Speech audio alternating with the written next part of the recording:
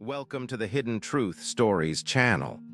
Today, we're diving deep into an unexplored historical mystery. The story begins not with a shout, but with the quietest of whispers, the kind of silence that settles over the cobblestone streets of Florence just after a heavy autumn rain,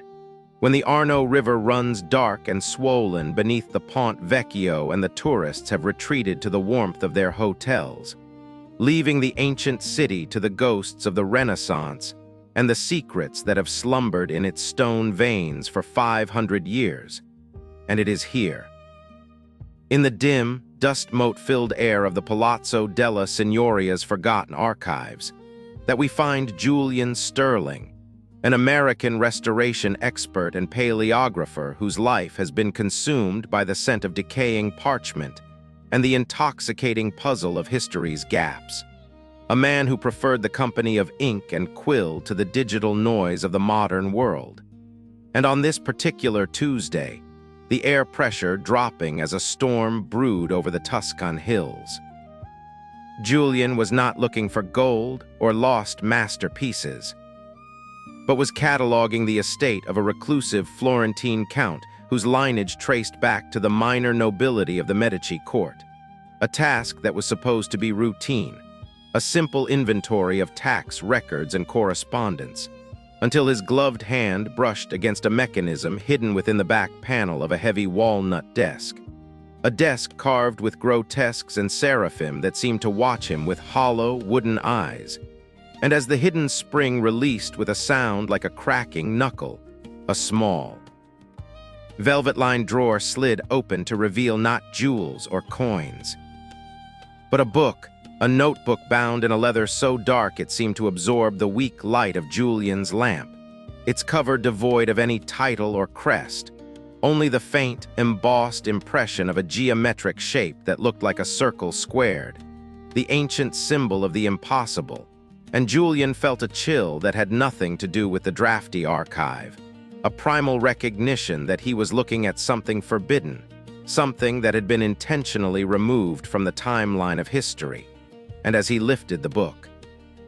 the weight of it was surprising, dense as lead, and the leather was cold to the touch, smooth and unyielding, and he sat there for a long time, just holding it, listening to the rain drum against the high, leaded windows, before he finally summoned the courage to undo the brass clasp, which was shaped like a human hand gripping a serpent, and opened the cover to the first page, expecting perhaps a ledger or a diary of some forgotten noble, but finding instead the chaotic, brilliant, unmistakable sweep of red chalk and iron gall ink that could only belong to one hand in human history. The left-handed, mirror-script scrawl of Leonardo da Vinci, but this was not the Da Vinci of the Codex Leicester or the Atlanticus. This was not the anatomist or the engineer of war machines. This was a Da Vinci unhinged from the constraints of his era. For the drawing on the first page was not of a water pump or a flying machine, but of a landscape that looked disturbingly like the surface of the moon, detailed with craters and shadows that no telescope in the 15th century could have resolved. And the text, written in that familiar, backward tumble, spoke not of mechanics, but of the somnium, the dream state where the mind detaches from the linear river of time. And Julian realized with a trembling heart that he was holding the Codex Umbra, the shadow notebook, a rumor so faint among art historians that it was considered a myth, a collection of Leonardo's thoughts that were deemed too dangerous, too heretical, or simply too mad for the world to see. And as Julian turned the pages carefully, reverently, he saw that the notebook was a map not of geography, but of potentiality, containing sketches of devices that harnessed not wind or water,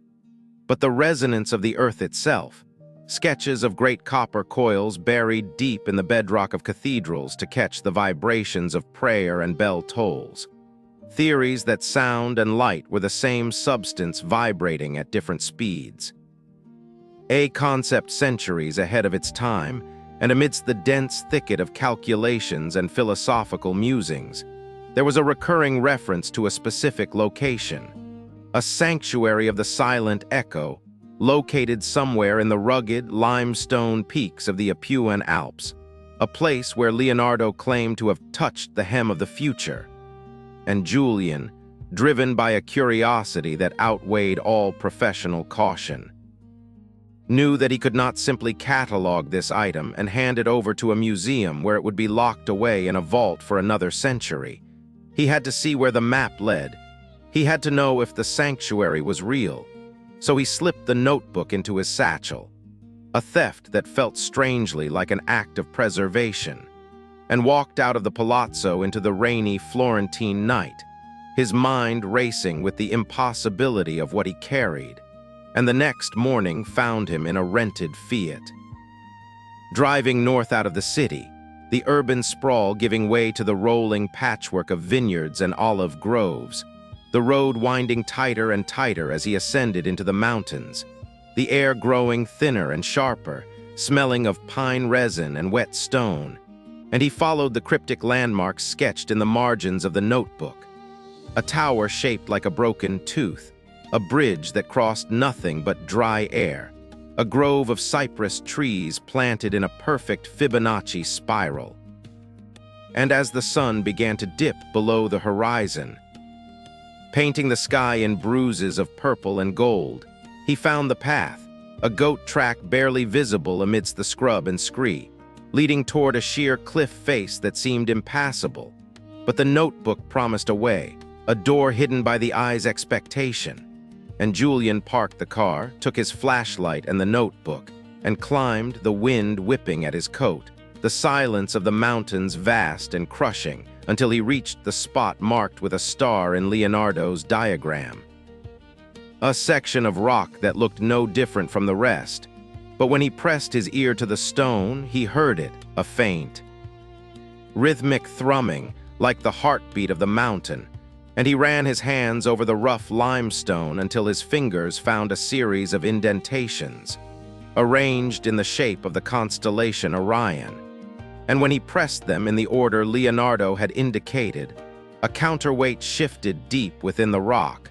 a grinding rumble that vibrated through the soles of his boots, and a section of the cliff pivoted inward, revealing a tunnel of hewn stone, breathing out air that was cool and stale, preserved for 5 centuries. And Julian stepped inside, the beam of his flashlight cutting through the gloom, revealing walls lined with niches, each containing a geometric solid made of glass or crystal, dodecahedrons, icosahedrons, that caught the light and fractured it into rainbows, a gallery of platonic forms leading him deeper into the earth. And he walked for what felt like miles, the tunnel sloping gently downward. The silence absolute save for the echo of his own breathing and the soft scuff of his boots, until the passage opened up into a vast, natural cavern, a grotto with a subterranean lake that was perfectly still, black as ink,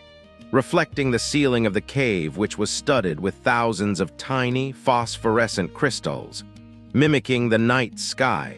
a perfect replica of the heavens as they would have appeared over Florence in 1452. The year of Leonardo's birth, and in the center of the lake, on a small island of smooth stone, sat a structure, a simple workshop, a desk, a chair, and a strange, towering apparatus made of brass and polished wood. A machine that looked like a giant ear trumpet or a receiver, directed upward toward a natural shaft in the cavern roof that led to the surface. And Julian crossed the stone causeway to the island, his heart hammering against his ribs, feeling as though he were trespassing in a temple. And he approached the desk, which was cluttered with tools that had rusted to dust and papers that had long since disintegrated. But the machine, the etheric weaver, as the notebook called it, was pristine, protected perhaps by the unique atmosphere of the cave or by the oil Leonardo had used to coat it. And Julian saw that the machine was designed to amplify the ambient acoustic resonance of the wind passing through the shaft above, to turn the mountain itself into a musical instrument. And on the desk, carved into the wood, was a final inscription in Latin, Natura non muta est,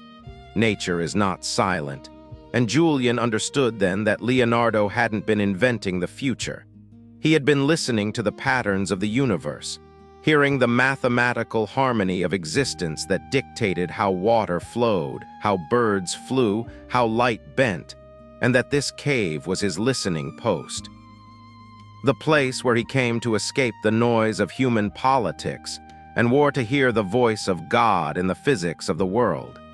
And as Julian stood there, he felt a strange compulsion to engage the machine, to see if it still worked. So he reached out and released a brass lever on the side of the great horn, and slowly, with a groan of waking metal, the internal gears began to turn, spinning a series of glass discs, and a sound began to fill the cavern, a low, resonant hum that wasn't just heard but felt, a vibration that seemed to harmonize with the cells of his body, a sound that was at once the rush of wind, the flow of water, and the orbit of planets. A musica universalis that brought a profound, overwhelming sense of peace, a clarity that washed away the anxiety of the modern world, the rushing of time, the fear of death, leaving only the eternal present, and Julian sat in the chair Leonardo had sat in, closing his eyes, letting the sound wash over him, understanding suddenly why the notebook was forbidden, because it didn't contain weapons or heresy. It contained the antidote to the chaos of civilization, a way to connect so deeply with the natural order that the ambitions of men seemed petty and small. A truth that would have destroyed the structures of power in Renaissance Italy just as it would disrupt the frantic pace of the 21st century. And he stayed there for hours, or perhaps days, losing track of time in that womb of stone and sound, listening to the earth tell its story. Until the mechanism finally wound down and the silence returned. But it was a different silence now, a silence that was full and pregnant with meaning, and Julian knew he could not share this discovery. He could not let this sanctuary be turned into a tourist attraction or studied by scientists who would take the machine apart to see how it worked and destroy its soul in the process. So he took the notebook, and he retraced his steps, leaving the crystal stars and the black lake behind, sealing the stone door and scattering dust and debris to hide the mechanism of the lock. And he drove back down the mountain as the dawn broke over Tuscany, a golden light that bathed the vineyards in warmth. And he returned to Florence, not as a conqueror, but as a keeper, burying the notebook deep within his own private collection, never to be catalogued, never to be sold, a secret shared between him and the old master.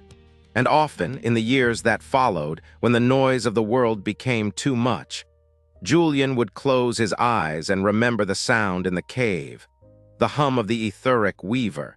and he would drift into a sleep so deep and restorative that it felt like floating on that subterranean lake. Held by the darkness and the stars, knowing that the greatest mystery of Leonardo da Vinci was not what he built, but what he heard, and that the forbidden notebook was simply the sheet music for the song of the world, a song that plays on, endless and beautiful for those who know how to listen. This mysterious journey ends here, but stay tuned for more untold stories in our next video. Subscribe to the channel and hit the bell icon so you don't miss any new stories. Thank you, and see you again.